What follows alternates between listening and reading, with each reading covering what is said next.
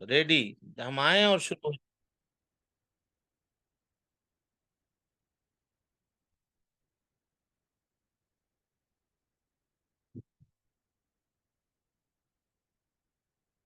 الحمد لله رب العالمين والعاقبة للمتقين، وأصلي وأسلم على المبعوث رحمة للعالمين. اللهم لا علم إلا ما علمتنا وزدنا علما يا كريم. محترم حاضرین، عزیز طالبات، ارکان اسلام اور اس کے نواقض کے تعلق سے یہ کتاب آپ کے سامنے ہے، جس کی تشریح آپ کے سامنے کی جا رہی ہے. آج یا کل کے درس میں ہم لوگوں نے یہ بات پڑھی تھی کہ دنیا کے اندر شرک کی ابتدا کیسے ہوئی، اور پھر مکۃ المکرمہ کے اندر شرک کی ابتدا کیسے ہوئی، اور شرک کس طرح سے، کفر کس طرح سے دنیا کے اندر پھیلا. یہ ساری باتیں آپ کے سامنے آ چکی ہیں. تو اس میں آپ نے محسوس کیا ہوگا کہ سب سے بڑا کردار جو رہا ہے وہ قبروں کا اور تصویروں کا رہا ہے. قبروں کا اور تصویروں کا سب سے بڑا کردار رہا ہے. تو اسی کے تعلق سے آج آپ کے سامنے کچھ باتیں آئیں گی. ان الحمد للہ نحمده ونستعینه ونستغفره ونعوذ باللہ من شرور انفسنا ومن سیئات اعمالنا، من يهده الله فلا مضل له ومن يضلل فلا هادي له، واشهد ان لا اله الا الله وحده لا شريك له، واشهد ان محمدا عبده ورسوله. اما بعد، فإن خير الحديث كتاب الله، وخير الهدي هدي محمد صلى الله عليه وسلم، وشر الأمور محدثاتها، وكل محدثة بدعة، وكل بدعة ضلالة، وكل ضلالة في النار. قبروں کو پختہ بنانے سے نبی صلی اللہ علیہ وسلم نے کیوں منع فرمایا ہے؟ کہتے ہیں کیونکہ دنیا میں سب سے پہلا شرک قبر ہی سے شروع ہوا، اور پختہ قبر بنانے سے یہ کل پڑھ چکے ہیں. پختہ قبر بنانے سے قبر کی حفاظت ہوتی ہے اور اس کی تعظیم ہوتی ہے، اور پھر اسی پر شرک کی ابتدا اور شروعات ہوتی ہے. پختہ قبریں جو ہوتی ہیں، اگر ہر آدمی قبر کو پختہ بنانا شروع کر دے تو پورا کا پورا شہر قبرستان میں تبدیل ہو جائے گا. کیونکہ اگر قبر پختہ ہو جائے تو اس میں پھر کسی دوسرے کو دفن نہیں کر سکتے ہیں، اور جب دوسرے کو دفن نہیں کریں گے تو ہر آدمی کے لیے الگ الگ جگہ چاہیے. تو الگ الگ جگہ چاہیے تو کتنی جگہیں درکار ہوں گی. اس وجہ سے پورا کا پورا شہر قبرستانوں کا شہر ہو جائے گا اور قبرستان میں تبدیل ہو جائے گا. چلیں، یہ پڑھ چکے ہیں کل، سبق آگے نکالیے. سبق کو یاد رکھنا یہ اسٹوڈنٹ کی کامیابی کی دلیل ہے، جس میں آپ لوگ فیلیور ہیں میرے خیال سے، کیونکہ سوری سبق شیخ، یاد رکھنا. ہاں سوری شیخ، کنفیوز ہو گئے تھے. جی، قبروں کی زیارت میں جائز اور ناجائز اعمال، اس کا تذکرہ آپ کے سامنے ہوں گے، کیا جائے گا. اس میں جائز عمل کون سا ہے؟ تو سلام کرتے ہوئے مسنون دعا پڑھنا قبرستان میں جاتے وقت، اور ان کے لیے مغفرت کی دعا کرنا، قبر والوں کے لیے مغفرت کی دعا کرنا. ناجائز اعمال کیا ہیں؟ وہاں جا کر کے پھول ڈالنا، چادر چڑھانا، قبر کو پکی اور اونچی کرنا، میت سے دعائیں مانگنا، میت کے وسیلے سے دعا کرنا، قبر کا طواف کرنا. یہ ساری چیزیں کیا ہیں؟ ناجائز ہیں. طواف عبادت ہے، یہ صرف اللہ رب العالمین نے خانہ کعبہ کے لیے اس کو مشروع اور جائز قرار دیا ہے. اس کے علاوہ کہیں کا طواف روئے زمین میں نہیں کیا جا سکتا، کسی جگہ کا طواف نہیں کیا جا سکتا. اسی طرح سے میت کے وسیلے سے دعا کرنے، کل آپ پڑھ چکے ہیں کہ یہ شرک ہے. اور میت سے دعا مانگنا یہ بھی شرک ہے، میت کو پکارنا. قبر کو پکی اور اونچی کرنا یہ ناجائز ہے. اللہ کے نبی صلی اللہ علیہ وسلم نے اس سے منع فرمایا ہے کہ کوئی آدمی قبر کو اونچی کرے اور اس کو پختہ کرے، پکا کرے. اور اس میں چادر چڑھانا یہ بھی ثابت نہیں ہے. پھول ڈالنا یہ بھی مشرکین کا اور یہود و نصارہ کا، کفار کا عمل ہے. آج قبرستانوں میں جا کر آپ دیکھیے کس طرح سے لوگ قبرستان کے باہر پھول بیچتے ہیں، اور لوگ وہاں سے خرید خرید کر کے لے جا کر کے اپنے رشتہ داروں کے قبروں کے اوپر چڑھاتے ہیں.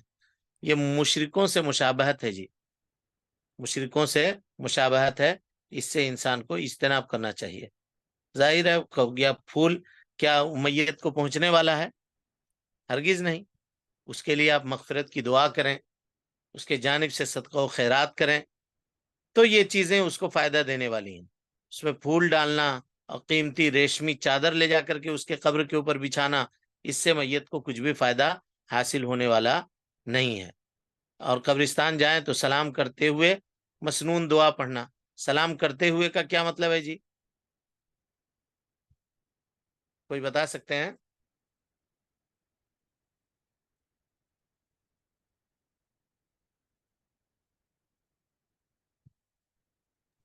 نہیں جو معلوم ہے؟ مخصوص دعا ہے جو ہاں، جو مخصوص دعا ہے.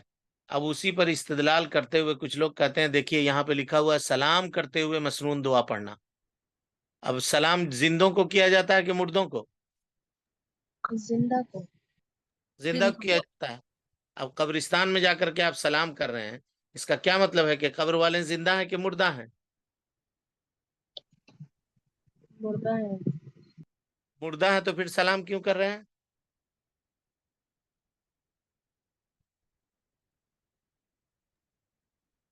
سلام بھی بولیے. دعا ہے. کیا مردہ کھاٹ پہ پڑا ہوتا ہے آپ آ کے سلام کرتے ہیں کیا؟ السلام علیکم کہتے ہیں اس کو؟ نہیں. نہیں شیخ. پھر کچھ لوگ ایسے سمجھ لیتے ہیں کہ وہ جو مردہ ہاں ہوتا ہے وہ ہمیں سن سکتے ہیں کر کے، جی. یہ عقیدہ ان کا پھر غلط رہتا ہے. جواب کیا ہوگا سنیے، جواب یہ ہوگا کہ سلام کی 3 قسم ہے. کتنی قسم ہے؟ 3 قسم. ایک ہے سلام تحیہ، جو انسان ایک انسان سے ملنے وقت کرتا ہے. ہم آپ سے ملاقات کرتے ہیں، آپ ہم سے ملاقات کرتے ہیں، السلام علیکم. بھائی بھائی سے ملتا ہے السلام علیکم، مسلمان مسلمان سے ملتا ہے السلام علیکم، ہے نا؟ یہ ہے، اس کو کہتے ہیں سلام تحیہ. دوسری قسم ہے سلام دعا. سلام دعا جیسے کہتے ہیں السلام علیکم دار قوم مؤمنین. قبرستان میں یا قبروں کی زیارت کی جو دعا ہے، تمہارے اوپر سلامتی ہو اے گھر والو، اے قبر والو، تمہارے اوپر سلامتی ہو. تو یہ سلامتی یہاں پر دعا کے معنی میں ہے. کس کے معنی میں ہے؟ دعا کے معنی میں. کیوں کہ اگر سلام کو یہاں اپنے حقیقی معنی میں رکھیے گا تو سلام کرنے کا حکم کیا ہے جی؟ بولیے. دعا ہے. حکم سلام کیا کرنا ہے؟ سنت سنت ہے. سلام کرنا سنت ہے، لیکن جواب دینا واجب ہے. واجب. واجب ہے. اب اگر جا کر کہیے گا کہ یہ وہی سلام ہے جو زندہ زندہ سے کرتا ہے، تو اگر آپ قبرستان میں جا کے السلام علیکم کہہ رہے ہیں تو ادھر سے جواب آپ کو مل رہی ہے؟ نہیں شیخ. نہیں شیخ. جواب نہیں دے رہے ہیں وہ. اس کا مطلب یہ ہے کہ وہ واجب چھوڑ رہے ہیں. جی. تو گنہگار ہوئے نہیں ہوئے؟ جی شیخ. تو یہ کہنا کہ ہم سلام جیسے زندوں کو کرتے ہیں وہی سلام قبرستان میں جا کے کر رہے ہیں، اس کا مطلب یہ ہے کہ سارے مردوں کو آپ گنہگار کر رہے ہیں. گئے تھے ان کو بخشوانے کے لیے، لیکن اور گنہگار بنا کر کے آپ واپس آ گئے اوپر سے. یہ سب ناسمجھی کی دلیل ہے. ہم کہیں گے کہ یہاں سلام دعا کے لیے، اور سلام کبھی کبھی نفرت کے اظہار کے لیے بھی ہوتا ہے، اعراض کے لیے. جیسے اللہ تعالیٰ نے قرآن مجید میں کہا وَإِذَا خَاطَبَهُمُ الْجَاهِلُونَ قَالُوا سَلَامًا. جب جاہل آپ سے مخاطب ہوں اور کٹ حجتی کے اوپر اتر آوے اور جہالت کا مظاہرہ کرنے لگے اور باتوں کو قبول نہ کرے، لڑائی جھگڑے پہ آ جائے، تو کہیے تمہارے اوپر سلامتی ہو میاں، چلا میں. تو یہاں کیا سلامتی دعا کے معنی میں ہے؟ اعراض کے معنی میں ہے کہ ہم تم سے پیٹ پھیر رہے ہیں، ہم تم سے جا رہے ہیں، تمہارے اوپر سلامتی ہو. ٹھیک ہے بھیا، السلام علیکم. سمجھ میں آئی بات؟ جی شیخ. تو جب سلام کے ان تینوں معانی کو یاد رکھیے گا تو اس طرح کے اشکالات آپ کے سامنے نہیں ہوں گے. ٹھیک ہے. اور کچھ لوگ اسی کو ثابت کریں گے کہ مردے زندہ ہیں. کیسے زندہ ہیں؟ تو کہا جب کھاٹ پر مردہ گھر پہ رکھا ہوا ہے تو کوئی آ کے اس کو سلام نہیں کرتا، لیکن جیسے اس کو قبر میں اتار دیتے ہیں تو پھر سارے لوگ جاتے ہیں، کہتے ہیں السلام علیکم اہل الدیار، السلام علیکم اہل القبور.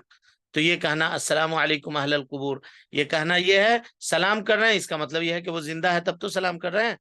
تو کہیے نہیں حضرت، اس کا یہ مطلب نہیں ہے. سلام قرآن اور حدیث میں 3 معانی میں وارد ہوا ہے. ایک سلام تحیہ ہے جو زندہ زندے سے کرتا ہے، ایک سلام دعا ہے جو کسی کے لیے بھی آپ کر سکتے ہیں، تمہارے اوپر سلامتی ہو.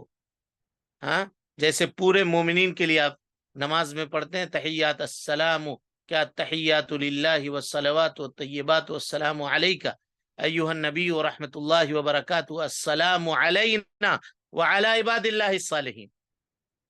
السلام علینا وعلی عباد اللہ الصالحین پڑھ چکے ہیں آپ. اسی طرح سے ان کی مغفرت کے لیے دعا کرنا، اور مغفرت کے لیے یغفر اللہ لنا ولکم، انہی کی دعا میں ہے السلام علیکم اہل الدیار من المؤمنین والمسلمین وإنا ان شاء اللہ بکم للاحقون. ہاں، یغفر اللہ لنا ولکم انتم سلفنا ونحن بالاثر. اللہ تعالی ہمارے گناہوں کو بھی معاف کرے، آپ کے گناہوں کو بھی معاف کرے. آپ ہم سے پہلے چلے گئے ہیں، ہم آپ کے پیچھے آنے والے ہیں، ہم آپ کے پیچھے آنے والے ہیں. یہ دعا قبرستان جا کر کے یا قبروں کی زیارت پہ انسان کو یہ دعا پڑھنی چاہیے.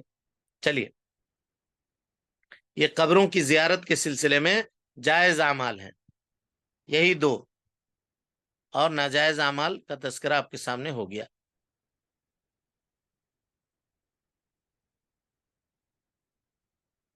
عقیدہ کا ہماری شخصیت کے اوپر اثر. عقیدہ کا اثر انسان کی زندگی میں بہت زیادہ ہوتا ہے جی. جس عقیدے کا حامل انسان ہوتا ہے نا، اس کے عملوں کے اوپر اس کے عقیدے کی چھاپ ہوتی ہے. اس کے عملوں کے اوپر انسان کے عقیدے کی چھاپ ہوتی ہے. لہذا آپ محدثین کو دیکھیے گا، وہ اپنے استاد سے جس سے حدیثیں بیان کرتے ہیں ان کے عقیدے کا تذکرہ ضرور کرتے ہیں. کیوں کرتے ہیں؟ تاکہ پتہ چلے کہ آدمی اگر جس عقیدے کا ماننے والا ہے اس اعتبار سے اس کے اقوال اس کے افعال ہوں گے. اور ہم جب عقیدہ جانیں گے تو ہمارے لیے ضروری ہے کہ جو لوگ صحیح العقیدہ ہیں انہی کی باتوں کو سنیں، انہی کی کتابوں کو پڑھیں، اور جن کا عقیدہ درست اور صحیح نہیں ہے ان کی کتابوں کو اور ان کی باتوں کو نہ سنیں، ان کے کتابوں کو نہ پڑھیں. کیونکہ ایسا ہو سکتا ہے کہ اس کا عقیدے کا اثر اس کی تحریر کے اوپر بھی ہوگا اور اس کے اعمال کے اوپر بھی ہوگا. کہیں ایسا نہ ہو کہ وہ ہم کو کیا کر دے، متاثر کر دے. ہم کو آج لوگ کہتے ہیں کہ ارے بھائی عقیدہ کچھ بھی ہو، چلو جانے دو نا، وہ بات جو کہہ رہا ہے صحیح کہہ رہا ہے نا، اس کے اوپر عمل کرو. یہ کیا بات ہوئی؟ ہر کسی سے علم لے سکتے کیا؟ نہیں لے سکتے. جس کا عقیدہ درست نہ ہو اس سے علم نہیں لے سکتے. تو عقیدہ کا اثر ہوتا ہے انسان کی شخصیت کے اوپر، انسان کی زندگی کے اوپر. عقیدہ انسان کو محترم بناتا ہے، محترم بناتا ہے. ظاہر ہے اگر عقیدہ اس کا درست ہے تو وہ صرف اللہ کے سامنے سجدہ کرے گا، اور اللہ رب العالمین کے سامنے سجدہ کرنا یہ عزت کی دلیل ہے. اور اللہ کے علاوہ غیر اللہ کو سجدہ کرنا یہ کیا ہے؟ یہ ذلت کی دلیل ہے، پستی کی دلیل ہے. تو اگر عقیدہ صحیح ہے تو وہ آدمی عزت دار ہوگا، اور عقیدہ اگر غلط ہے تو وہ آدمی گمراہ ہوگا. عقیدے کو آدمی کو ہر فتنے سے محفوظ رکھتا ہے. ظاہر ہے جو باطل فتنے، غلط فتنے دین اسلام کے تعلق سے پھیلائے جاتے ہیں، اگر عقیدہ اس کا درست ہے تو وہ ان فتنوں کا مقابلہ کر لے گا. صاحب عقیدہ دوسروں کی برے عقائد سے حفاظت کرتا ہے. جس کے پاس صحیح عقیدہ ہے وہ دوسروں کو صحیح عقیدے کی رہنمائی کرے گا اور ان کے عقیدے کی حفاظت کرے گا. عقیدہ اللہ کی محبت دل میں داخل کرتا ہے. ظاہر ہے اگر عقیدہ درست ہے تو اللہ تعالیٰ کی عظمت، اس کی کبریائی، اس کی بڑائی کو ہم سمجھیں گے، اور جب اللہ تعالیٰ کی ان صفات کو سمجھیں گے تو اللہ تعالیٰ سے دل میں محبت پیدا ہوگی.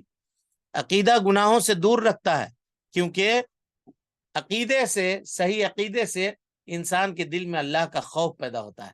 جب انسان کے دل میں اللہ کا خوف پیدا ہو جائے تو انسان اللہ رب العالمین کی نافرمانی سے اپنے آپ کو بچاتا ہے. سمجھ گئے؟ اب عقیدے کے تعلق سے ہماری کیا ذمہ داری ہے؟ چلیے آگے. عقیدے کے تعلق سے ہماری کیا ذمہ داری ہے؟ سب سے پہلی ذمہ داری عقیدے کی حفاظت کرنا، شرک سے اور دوسری چیزوں سے یا دوسری مجلسوں میں شرکت سے اپنے آپ کو بچانا، تاکہ کہیں ایسا نہ ہو کہ کچھ غلط بات سن لیں اور شیطان دل و دماغ میں اس بات کو بیٹھا دے، راستے دے، اور ہمارا عقیدہ اس سے کیا ہو جائے؟ برباد ہو جائے. اس سے انسان کو بچنا چاہیے، اس سے انسان کو بچنا چاہیے، عقیدے کی حفاظت کرنی چاہیے، عقیدے کی دعوت دینا. ہم جس عقیدے کے ماننے والے ہیں ہم کو یہ کوشش کرنی چاہیے کہ یہ عقیدہ اس کو ہم عام کریں، اس کی دعوت دیں. عقیدے کا دفاع کرنا، اگر آپ نے سنا کسی سے کہ کوئی غلط عقیدہ بیان کر رہا ہے تو اس کو آپ روکیں، اس کو منع کریں، تاکہ یہ عقیدے کی حفاظت ہو سکے، اس کے جانب سے دفاع ہو سکے، ڈیفنس ہو سکے. شبہات کا ازالہ کرنا، عقیدے کے تعلق سے کوئی آدمی شک شبہ پھیلا رہا ہے معاشرے میں، تو اس شک اور شبہ کا قرآن اور حدیث کے مطابق صحیح جواب پیش کرنا، لوگوں کے سامنے وہ باتیں پرووائڈ کرنا، ان کو پھیلانا جن باتوں سے وہ جان کر کے اس شبہ کو ختم کر سکیں، اور ان کے دل کے اندر جو شک و شبہ کی کیفیت پیدا ہو گئی ہے اس کو وہ دور کر سکیں، اس کو ختم کر سکیں. یہ ہم سب کی ذمہ داری ہے عقیدے کے متعلق. چلیں اس کے بعد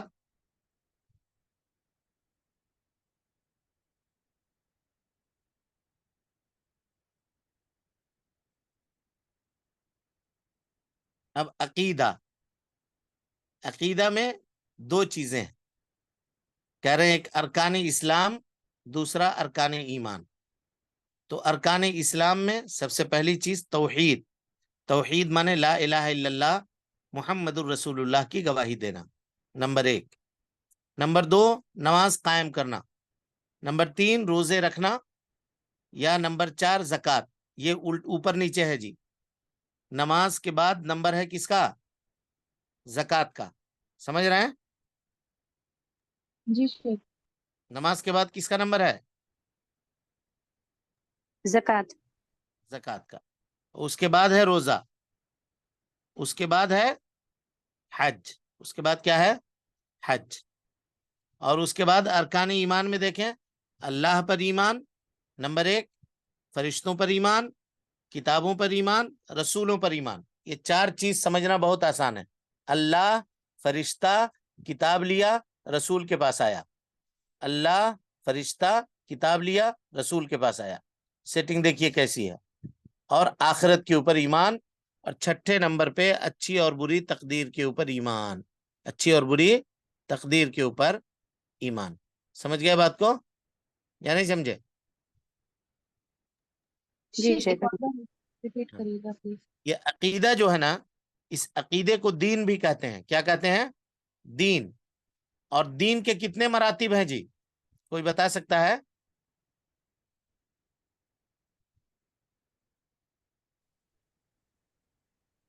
3 ہے شیخ.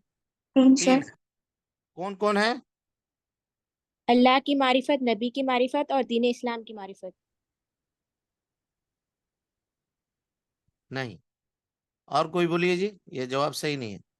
دین کے مراتب پوچھ رہا ہوں میں، مراتب. اسلام، ایمان اور احسان. اسلام، ایمان اور احسان، یہ دین کے 3 مراتب ہیں. اور ان مرتبوں میں سب سے بڑا مرتبہ کون سا ہے جی؟ احسان. احسان. احسان، اس کے بعد ایمان، اس کے بعد اسلام. اسلام. اس طرح سے سیٹنگ ہے اس کی. تو ارکان اسلام کے کتنے ہوئے؟ 5. ایمان کے کتنے ہوئے؟ 6. اور احسان کے کتنے ہوئے؟ بولیے. 2 شیخ. 1 ہے صرف. 1. ہاں، کہ جب تو نماز پڑھے یا عبادت کرے تو یہ خیال رکھے کہ اللہ تعالیٰ تجھ کو دیکھ رہا ہے. اور اگر یہ خیال پیدا نہ ہو تو یہ خیال، یعنی یہ خیال پیدا کرنا ہے کہ ہم اللہ کو دیکھ رہے ہیں. اور اگر یہ جذبہ اپنے اندر پیدا نہ ہو سکے تو کم سے کم اتنا جذبہ پیدا کرنا ہے کہ اللہ تعالیٰ ہم کو دیکھ رہا ہے. یہی ایک ارکان ہے کس کا؟ احسان کا. تو اگر آپ سے پوچھے دین کے کتنے مراتب ہیں تو کہیے گا 3 مرتبہ ہے. ان میں سے سب سے پہلا مرتبہ کون سا ہے تو کہیے گا احسان. اس کے بعد ایمان، اس کے بعد اسلام. سمجھ گئے بات کو؟ جی شیخ. چلیے اس کے بعد